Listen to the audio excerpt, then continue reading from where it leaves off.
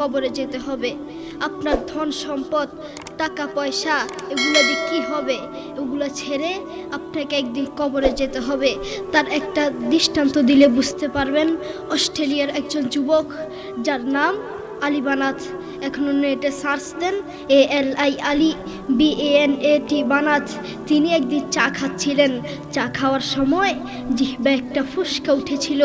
Doctor দেখায় ভালো হয় না, ডাক্তার দেখায় ভালো হয় না। ডাক্তার বলেছেন তার ক্যান্সার হয়েছে।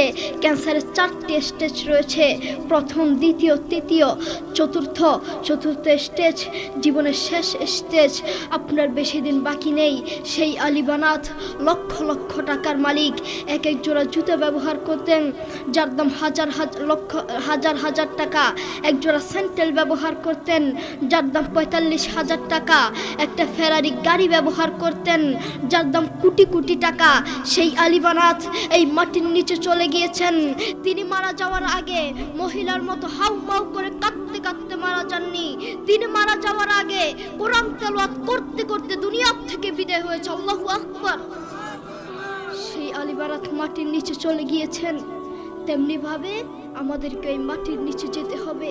আজকের এই মাহফিল আপনার জীবনের শেষ মাহফিল হতে পারে। আজকের এই মাহফিল আমার জীবনের শেষ মাহফিল হতে পারে। আজকের এই মাহফিল বক্তাদের জীবনের শেষ মাহফিল হতে পারে। আজকের এই মাহফিল আমার বাবা মুফতি মোহাম্মদ আলীর জীবনের শেষ মাহফিল হতে পারে। আপনি আজকে মাহফিল করেছেন, আগামী বছরে মাহফিল করবেন, তার কোনো গ্যারান্টি নেই। হয়তো মাইক থাকবে, হয়তো মাহফিলের প্যান্ডেল থাকবে, হয়তো আপনি থাকবেন না, আপনার খোঁজ পাওয়া যাবে না, ঠিক কি না? যুবক, তোমাকেই বলছি, তুমি অনেক মানুষকে দেখেছ গাড়ি অ্যাক্সিডেন্ট করেছে, গোস্ত কেটে কেটে গাড়ি থেকে বের করছে, আর তুমি তা দেখে হাসছো। সেই জায়গায় তুমিও হতে পারতে, তোমাকেও এভাবে গোস্ত কেটে কেটে বের করত। আপনারা অনেকেই জানেন তুরস্কের ভূমিকম্প হয়েছে। মাত্র 40 সেকেন্ডের একটি ভূমিকম্প, মাত্র 40 সেকেন্ডের একটি ভূমিকম্পে হাজার হাজার মানুষকে মেরে ফেলেছে। একটি 40 সেকেন্ডের একটি ভূমিকম্পে হাজার হাজার মানুষ মারা গিয়েছে। সেই জায়গায় যদি তুমি হতে তখন কি করতে? যুবক, তুমি বড়ই গুনাহগার, তুমি আল্লাহর কোরআনকে লাথি মেরে, আল্লাহর কোরআনকে অসম্মানী করে কবরে যাবে, শান্তি পাবে না। তুমি জানো কোরআন কি জিনিস? এই সারা দুনিয়ার মধ্যে যদি শান্তি পেতে চাও, কোরআন ছাড়া কোনো বিকল্প রাস্তা নেই, ঠিক কি না? যুবক, তুমি সারাদিন মোবাইল, ইউটিউব, ফেসবুক, দুনিয়ার সব দেখতে পারো, কিন্তু আল্লাহর কোরআনটা দেখতে পারো না। আমি যদি তোমাকে প্রশ্ন করি, আজ সারাদিন কয়বার ইউটিউব দেখেছ? তুমি বলবে কয়েক হাজার বার। আমি যদি তোমাকে প্রশ্ন করি, আজ সারাদিন কয়বার ফেসবুক দেখেছ? তুমি বলবে কয়েকশো বার। কারো কারো জীবনে আছে মাস গিয়েছে, মাসের পর মাস গিয়েছে, কিন্তু আল্লাহর কোরআনটা একবার ধরার তার সুযোগ হয় না। কারো কারো জীবনে আছে বছরের পর বছর গিয়েছে, কিন্তু আল্লাহর কোরআনটা দেখার তার সুযোগ হয় না। তার মতো নাফরমান এই বাংলার জমিনে আরেকটাও হতে পারে না, ঠিক কি না? যুবক, তুমি বড়ই গুনাহগার। ও বন্ধু, এই সারা দুনিয়াটাই স্বার্থ, এই সারা দুনিয়াটাই ধোঁকা।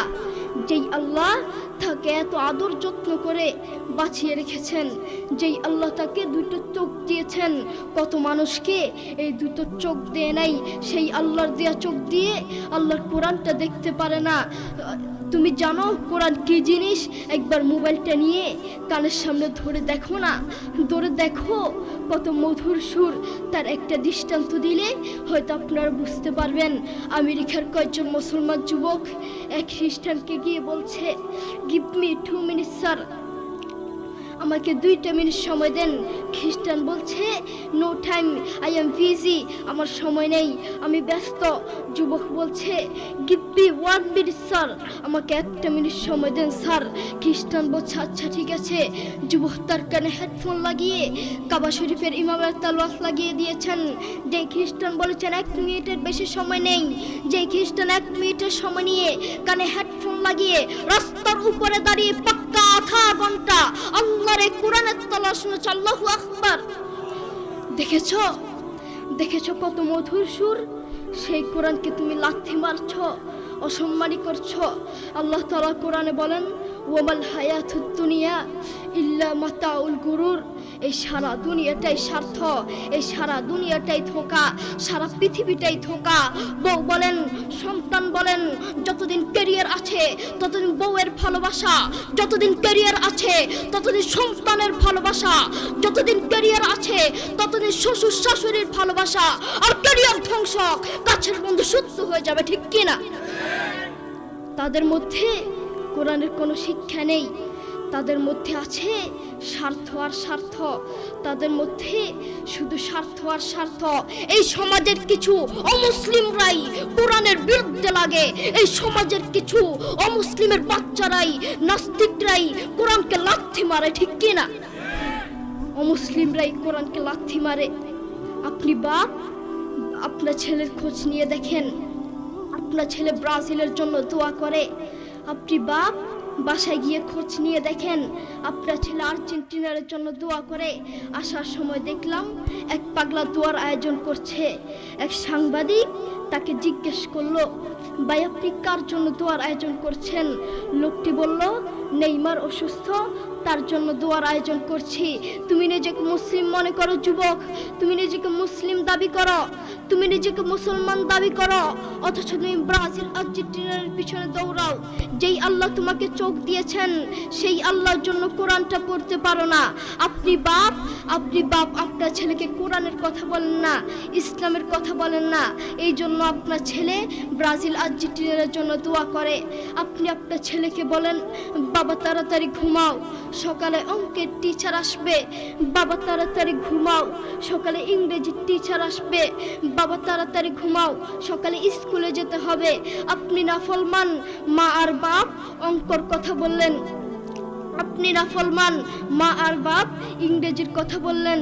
আপনি নাফরমান মা আর বাপ একবারও বলেন নাই, একটা বারও বলেন নাই বাবা তাড়াতাড়ি ঘুমাও, সকাল উঠে কোরআন পড়তে হবে। এই জন্যই বলি, এই সমাজের কিছু নাফরমান মা আর বাপের জন্য একটা ভালো সন্তানও নষ্ট হয়, একটা ভালো সন্তান জালেম হয়, ঠিক কিনা?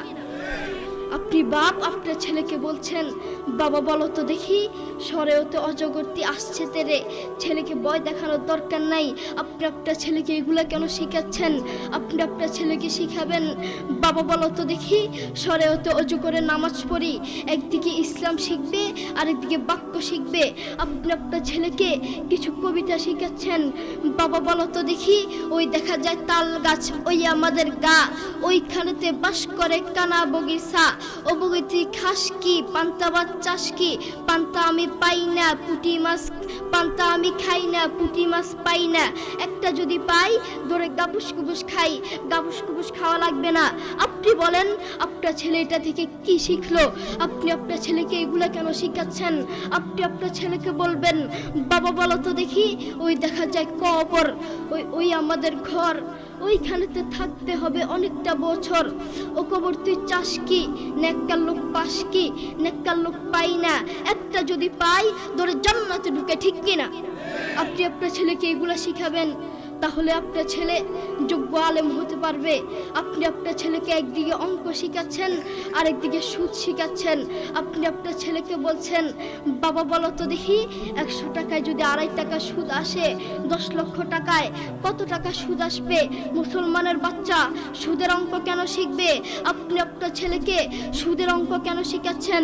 আপনি আপনার ছেলেকে শিখাবেন, বাবা বলো তো দেখি 100 টাকায় যদি 2.5 টাকা সুদ আসে, 10 লক্ষ টাকায় 100 টাকায় যদি 2.5 টাকা জাকাত আসে, 10 লক্ষ টাকায় কত টাকা জাকাত আসবে? আপনি আপনার ছেলেকে এগুলো শিখাবেন। একদিকে ইসলাম শিখবে, আরেকদিকে জাকাত শিখবে। মুসলমানের বাচ্চা সুদের অঙ্ক কেন শিখবে? মুসলমানের বাচ্চা অঙ্ক শিখবে তো ইসলামিক পদ্ধতিতে শিখবে। কোরআনের কথা বলতে যদি নিজের জীবন দিতে হয়, জীবন দিতে রাজি। ইসলামের কথা বলতে যদি নিজের জীবন দিতে হয়, জীবন দিতে রাজি। হকের কথা বলতে যদি জীবন দিতে হয়, জীবন দিতে রাজি। কিন্তু ঈমান হারাতে রাজি নাই, ঠিক কিনা? আমাদের ভিতরে ঈমান থাকা দরকার। আমাদের ভিতরে যদি ঈমান থাকে আমরা কবরে শান্তিতে থাকতে পারবো। আল্লাহ রাসূল সাল্লাল্লাহু আলাইহি ওয়াসাল্লাম এবং তার সাহাবীরা নিজের জীবন দিতে রাজি থাকতো, পরিজানিতে রাজি থাকতো, কিন্তু ঈমান হারাতে রাজি থাকতো না, ঠিক কি না?